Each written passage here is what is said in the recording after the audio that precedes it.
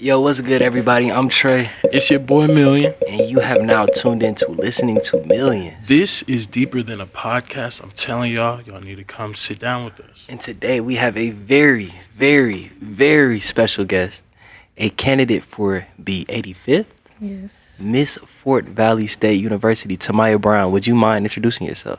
Not at all. Greetings, everyone. I am Thomaya Brown, a junior mathematics major, hailing from the small but prosperous city of Warner Robins, Georgia. And it's nice to be talking with you guys today. Shout out to Miss Brown. That's what it is. She the one who taught us that. When I was Mr. Junior, she was Miss Freshman, and she hated me.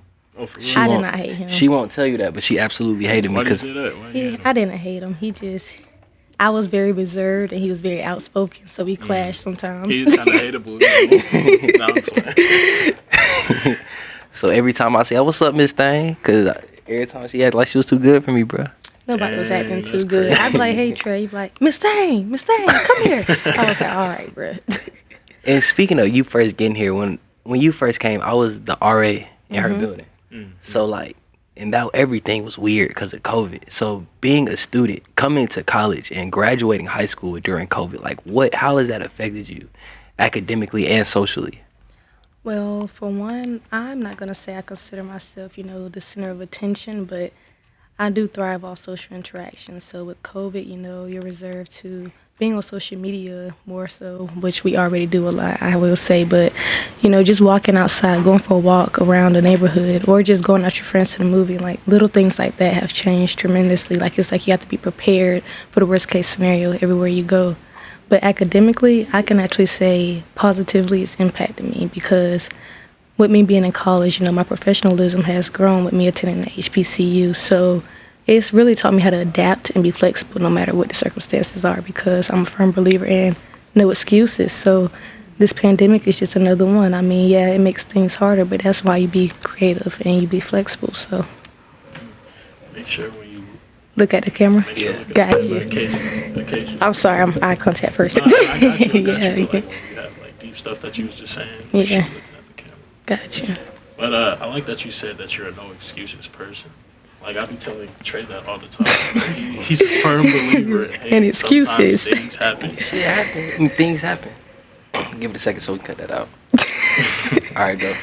He's a firm believer in things happen. Yeah, I mean, I am. I'm not saying like everything deserves an excuse, but if I have a valid explanation for some things, you know what I'm saying? I don't know, man. Like I said, I tell him all the time, you have no excuse for like being 40 years old and broke. Yeah. I'm gonna be Yeah. honest with you. Like there's something you could have did within those 40 years, but that's a different conversation. Hey, I'm all in. Whatever y'all want to talk about. All right, let's talk about your campaign and things of that nature. Yeah. So, but before we start with the Miss Fort Valley, explain like coming into school. Like I said, like you wanted to talk to people and stuff, and when we first got there, like everything was virtual. Like even running your campaign, you couldn't do anything in person. And I believe this year is going to be the same way, right? So, do you think that gives you somewhat of an advantage since you ran against like 8 girls your freshman year and you were able to win, and everything was virtual, so you kind of have an idea of what it's like to host a virtual campaign?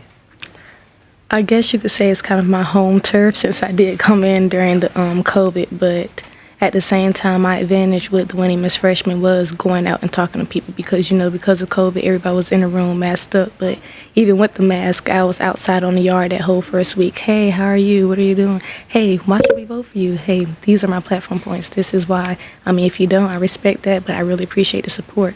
Because, I mean, at the end of the day, I can't force anybody to want it for me, but it's greatly appreciated. It's nice to know that somebody out there believes in you. So for me, that's what those votes mean. What are some things that inspired you outside of just being Miss Fort Valley, just to be a student leader in general? Because Thamaya's resume is long. I mean, long. Third grade Marshall. What is it? Chevron. Chevron. CETA, Vice President, NSOL. I'm a math tutor, which I'm going to be Business heading manager. there. SGA Business Manager. Miss NAACP currently reigning. So it's a few things. A long resume. Like I said, long. Right. We could probably write a book on each position that she held. So, what are some things that inspired you to be a leader? Because, like you said before, like when she first got here, she wasn't that outgoing. Like, she was quiet. I was always trying to, yo, Miss Thang, like, why you so quiet? You Miss Freshman. Like, come on, stunt your stuff. But she ain't really want that. So what inspired you to kind of break that shell and be the person you are today? I guess I won't say anything changed because at the end of the day, I'm still going to be me, no matter the material, title, or money. I believe that it just my humility, I came to terms with it. Like, I'm not going to win a title and be like, yeah, I'm this, I'm that, I'm better. No, I'm still going to be the same Thomaya. But it just taught me to be like, because of that, I might be more relatable. And because of that, I feel like that really made me qualify. And that's what made me think I need to be a person for the people. I'm not just Miss Fort Valley. I'm a peer. I'm a tutor. I'm going to see you in class. Hey, what you do for the homework? You're not just going to see me walking around with a crown. It's much more than that. It's service, People person for real. Yeah. I like that. Why the math major? So actually, since I was young, I've always loved numbers. I mean, I've considered myself pretty well-rounded academically, but numbers, it's just, for me, theories, they're fun and they're cool, but when it comes to work, it's with numbers. It's like you can always prove it. It's like it's proof behind the pudding, and I'm like that in life too. Like, okay, you say this, prove it. Why? Why do you think that way? Why do you think this? Why do you do this? Same thing with numbers. 2 + 2 is 4. Why? 1, 2, 3, 4. So it's always some logical reasoning, and I like analyzing things. So it kind of just went hand in hand, and it was something I was good at, thankfully. So with math being something that you were good at, was college always a goal for you? Always. I'm actually a first-generation college student, so I didn't just want it for myself. My family wanted it for me. Yes, so it's like some of the things student leadership, my family don't understand. They're like, you always keeping yourself busy. Remember why you're there. I was like, I'm going to remember why I'm there. But I feel like all these extracurriculars are what have helped me grow and mature into the young woman I am.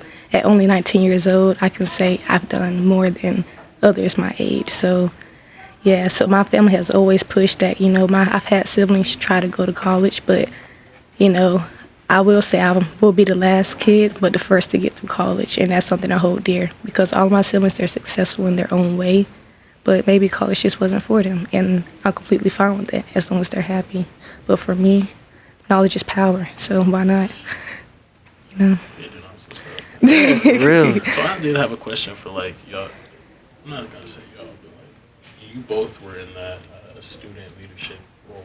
Yeah. What kind of led y'all into that? Tomorrow you go first, and I'll give you my reason. So, like you said, very reserved. In high school, my mom was always like, do homecoming court, do prom queen. I was always like, Mom, I'm an athlete. I'm not about the makeup and the hair. I'm about running around the track or doing a couple flips. But, I learned that, when COVID hit, I was like, I took a lot of things for granted. And, there are some things in high school I could have done. That was probably my last chance to do it, and I didn't. So I was like, when I get to college, I'm not leaving with any regrets. If I want it, I'm going for it. Because for me, it was more so a leap of faith, because I said, it's not just I'm just playing with the numbers. I want to test my limits and my potential. I want to see how far I can go. So Miss Freshman, I was like, I want to do it. But also, if it doesn't go my way, it's a lesson learned in life, and it showed me something new about myself. So it was more so, like he said, kind of getting out my shell and trying new things, because I feel like me being afraid to jump out there is what helped me in the same position in life. If you're not uncomfortable, you're not growing. If you're staying comfortable, you're not going out and learning new things about yourself. And I feel like Miss Freshman, Miss Brown, Trey, getting on my nerves, all of that taught me something new, and I was very thankful for it. And I very thoroughly enjoyed the experience, even with the limited things we could do. And for me, what inspired me to be a student leader is because I didn't want to fall into the same trap that I was in at my old school. Like, I wasn't really focused on academics at all. It was more of a thing where I was just, all right, let me go to this party. All right, let me hang out with this dude. All right, let me hang out with this chick. Just doing everything outside of being a student. I was a college kid, but I wasn't a college student. And I looked at the people who were successful college students at my old school, and a lot of them who I looked up to were student leaders. So I knew that was something that I possibly needed to step into when I got to Fort Valley. And when I was here, Miss Brown was still working here. So she was my advisor, and it was a fried chicken Wednesday, and I'm in the business department, so we got to wear business casual every day anyway. So I don't even think I had on a full suit. It was probably some khakis, a sweater and a polo shirt. And Ms. Brown was like, "Oh my gosh, you are dressed so nice. Nobody is running for Mr. Junior. Do you want to be my Mr. Junior?" I was like, I mean, yeah, I ain't got nothing better to do. Like, at the time, I wasn't doing anything as a student. I was just going to class, playing the video game, working out. That was pretty my daily routine. I didn't really have a lot of friends. Like, the only person I hung out with was Khalil. So I had one friend and a whole bunch of free time. So I said, well, might as well pick it up. And then from there, I truly enjoyed the experience of just being able to connect with people, getting my face out there, and, like, realizing, like, at Fort Valley, people don't really judge you. Like, you can just be yourself, and they're like, oh, all right, that's cool. Like, even with the podcast, like, people was like, oh, wow, you have a podcast? That's cool. Fort Valley is a very supportive campus. So when that happened, I was like, well, might as well do it again, right? So I was able to be appointed, because I didn't run for Mr. Fort Valley, but I was appointed to be the first attendant to Mr. Fort Valley. So I was like, well, I had fun the first time, might as well do it again. So that's what inspired me, just getting here and wanting to be better. Okay, that's what's up. That's what's up. And so with you being a math major and things of that nature, what is your plans for the future? So, as we mentioned, Chevron. So, Chevron, you go to the gas station, put air in your tire, pump gas, the little, yeah. So, I had an internship with them this past summer. And thankfully, due to connections with Dr. Crumbly and things of that nature, they were able to put me in. And it was definitely a learning experience. And it wasn't one of those things where I felt intimidated. It was like I was motivated to learn. It's not like, okay, if I don't do anything, they're gonna hate me. They're gonna talk bad about me. It was like you were surrounded by like-minded individuals who made you want to learn. But with me being one of the very few and probably the only in my department from HBCU and only black one, it's like I'm gonna go hard for Fort Valley. So that experience is probably what I'm going to take and try to further my career in, which was data science and analytics. So I was basically building a platform for the company so they could analyze, well performances, financial statuses. It was like a one-stop hub where they could access multiple links, but it was organized because before it was just stuff everywhere. It was kind of like a website and it just sorted through information you could search through, categorize. So that's what I did. It wasn't, long division or calculus. It was very tech-based, but it still went into the mathematical category of analyzation. So I really enjoyed that, and I'm trying to explore not even just that career, but Chevron. So I'm probably looking at doing something more financial this summer. So hopefully they'll want me again, next year. That time I can be full-time. So that's what it's looking like for now, and hopefully a graduate degree later on in life as well. I have a crazy story related to Chevron. So my dad has an uncle, my great uncle Thomas. He just passed away like 2 or 3 years ago. He was crazy though. We used to call him Crazy Tom. But he designed a piece of technology that to this day is still in every single Chevron gas pump. And he was like, that Chevron offered him like $2 million, $3 million for it. And he was like, well, shit. He was like, well, if Chevron will offer me $2 or $3 million for it, I could probably sell this piece to everybody and get $2 or $3 million from every major gas company. What ended up happening was he built the technology with their stuff, so they own like the royalties or the whatever too. I don't know how technology works, but they owned the material that was used to build it, and they funded the research. So instead of giving him a cut, they just took the money. I mean, not took the money. They just took the technology, didn't give him no money, and fired him. Wow. So ever since then, like, he's been trying to build crazy things. Like, he told me one time I went to a family reunion when I was like 12 years old. He was like, I'm gonna pay you $100,000 a year. He said, I'm gonna set up a satellite in your room, and what I'm gonna need you to do is to track the movement of the satellites in space, and I'm gonna teach you how to do all this. And I was excited. I was 12. I was like, what? You gonna teach me how to do all this? I was like, all right, bet. I told my mom. My mom was like, don't listen to that crazy old man. He ain't been sane since 1985. so Thankfully, they have forms for that now. Like, when I had to sign a contract, if you have any inventions, put them down on paper, So they probably got, a little backlash from that. So I was glad to see they're kind of trying to do better, I guess. I just wonder if any Chevron executives still know about that to this day. Like, that's, because for my family, that was a big thing. But for Chevron, that was probably like another day in the office. Yeah, because they have deep pockets, I will say. So they even donated to Fort Valley about a year and a half ago, my first semester, $1.1 million, and I'm bringing it up. They said, oh, yeah, we did do that. Like, it was casual, and I was like, I mean, if y'all got it like that. What made you decide to come to Fort Valley? Wow, so I actually get this question kind of often. So for me, like I said, me being first generation, my parents were pushing me to do the best of the best. And at the time, they weren't thinking of HBCU because, you know, with them not experiencing college for themselves and you're constantly hearing, oh, HBCUs, you know, it's not the same. You're not as qualified. It doesn't prepare you for the real world, which I strongly disagree. But ever since high school, you know, following the HBCU page on the yard, you know, watching videos, like, man, like, it's like you go there and you don't feel outside. You know, you're not a minority anymore. You're safe for just 4 years until you're thrown out there to go explore the world. So for me, first option was Georgia Tech. I was waitlisted, got in. My parents were like, yeah, we're sending you up there. Come on, get your stuff together. And the whole process, I'm just reluctant. I didn't know Casey at the time. So I'm like, man, like, it ain't what I want. It's not for me.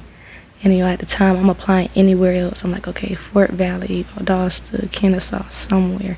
And Fort Valley was actually the first school I heard back from. I was like, okay.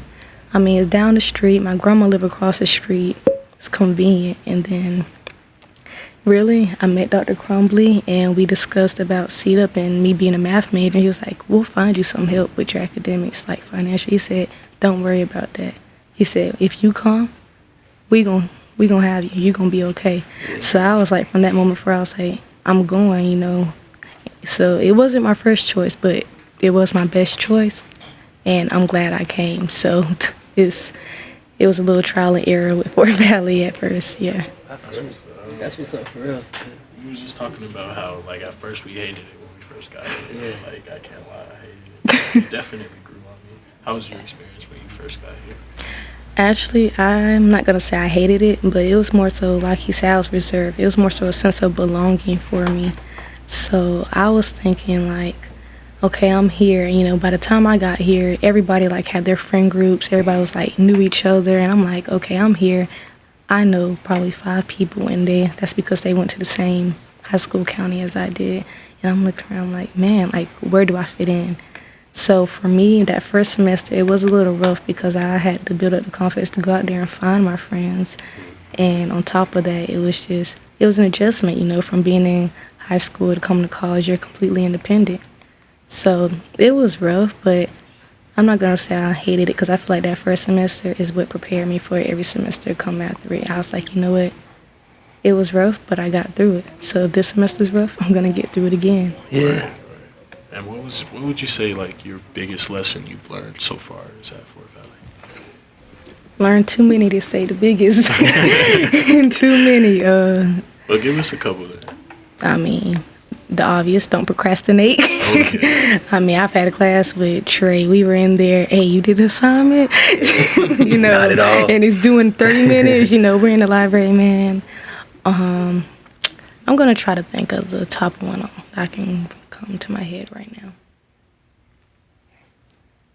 I'm just going to say stay true to yourself because, I mean, no matter who you are, I mean, there's a place for you, not only at Fort Valley, but in this world, you know, and I feel like with this young generation, a lot of us struggle with, you know, mental, you know, anxiety, depression, you know, low self-esteem, just anything. And then with social media, you see people out here getting money, or you see a girl that's probably you feel like 5 times more attractive, and we try to compare ourselves to those unrealistic standards.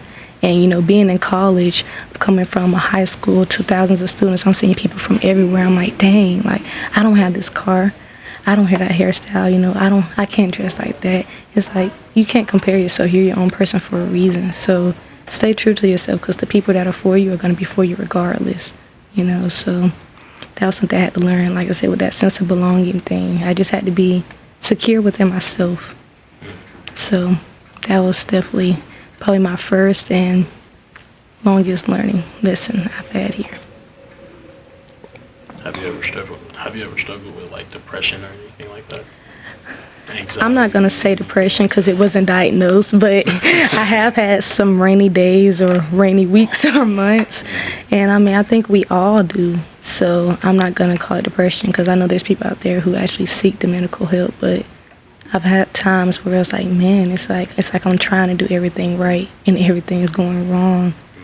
But, I mean, to get through times like that, you just have to remember there's always something in your everyday life to be grateful for. Somebody didn't wake up this morning. Somebody caught COVID this morning, you know.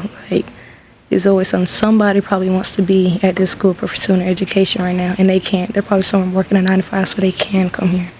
So it's like the little things, even the big things like winning positions, but just the little things in life, everything, there's always something to be grateful for. So it's definitely the mindset I had to keep when I was in those points in my life where I felt like I was spiraling downward or I just wasn't myself. What are some goals that you have, or what are some goals that you would try to achieve if you win the position of Miss Fort Valley? Some goals. So when I say these goals, it's not saying that nobody else has done it before me, because I know there's been plenty of great leaders before our time, but bridging the gap, and by that, that's something that, you know, I try to work on now. It's like I said, student leaders, they're up there with faculty and staff a lot of times, and it's like they get so caught up and you're so busy. It's like, okay, I'm up here, I'm doing this, but you forget to just be a student and be one with your peers. Because how are you in a position to represent and speak for those students that you don't even know anymore or you don't even connect with anymore? Like, just as simple as going to a basketball game and sitting with the student section. Like, things like that can make a world of a difference and you don't even know. Because some people are like, man, they got this position, forgot where they came from, or they act like they don't know nobody, they don't speak. I mean, no. Like, I know everybody has their own thing going on, but all eyes are on you. So that's one goal. Like, remaining a student, remaining one with the students, you know, because how am I going to represent Fort Valley if I'm not representing the whole student body at the same time? So that's one of my main things. And taking advantage of every opportunity Fort Valley has to offer, whether it be scholarships, help from professors. You know, I'm a tutor, so I hear students all the time, man, I just don't like the way they teach, man. I don't get it. And I'm like, I've had the same professor, I understand, but sometimes, kid you not, going to office hours versus classroom time, big difference. And it's like, I had to learn that because, you know, when you let pride get in the way, I don't want to ask questions, or I don't want to need the extra help, I want to learn it on my own. No. And not just in the classroom setting, everywhere. When it comes to careers, like Mr. Styles, he's there. So professional development, just for life after college, taking advantage of every single thing this university has to offer us. Because if you do that, it's no way you can have a bad experience at Fort Valley. Are you ready to announce like your platform and your whole campaign things, or do you just want that to be a surprise when everything comes about? I'll say I'll leave it for the time. When the time comes, it will come, but everything, I do know what I'm doing, and I feel like the student body will like it, and I hope they do. I feel like it relates to me, kind of in a joking way, I guess. But yeah, so I definitely feel like those platforms I hit in on before will definitely be elaborated within my platform. So yeah, everything's together, but just wait for it. Yeah, just low key for now. All right, so I'll leave us with this question then. Why? Because me and Mill are both Fort Valley students, so yes. And this will be broadcast, of course, to Fort Valley students as well, and HBCU students in general, or students in general, people. But why should we vote for you? Let me see. Well, if you see these two dogs in your front yard, just know stay. I'm playing. But just like I said, the humility factor. Like, you know, I feel like I'll be one with the people. I can connect with the people, and not only that, I feel like I could serve as a role model for not even just my peers, but even those young Fort Valley perspectives coming in. And I know what it's like to embody true wildcat spirit. You know, I've been in multiple positions where I've had to manipulate myself or learn new things just about the institution, or like how to maneuver in different positions around Fort Valley. So I feel like I've gotten the all-around experience of being a wildcat, and one thing that will never leave is my wildcat pride, and that's something that's going to be there to the day. And I'm going to rep Fort Valley, and I'm going to go hard for Fort Valley no matter what. So definitely, I mean, I can name a few more things, but I feel like those two speak for themselves. Thomaya Brown, everybody, thank you for sitting down with us. No problem. Thank you for having me. Oh, yeah, Instagram. Oh, for sure. I was saying my Instagram is really my name. I'm a little basic, guys, but Thomaya. I hope y'all can see that. Thomayyaa. Twitter, Thomaya01. Same thing, pretty basic. So y'all follow me and see y'all around. Thank you so much.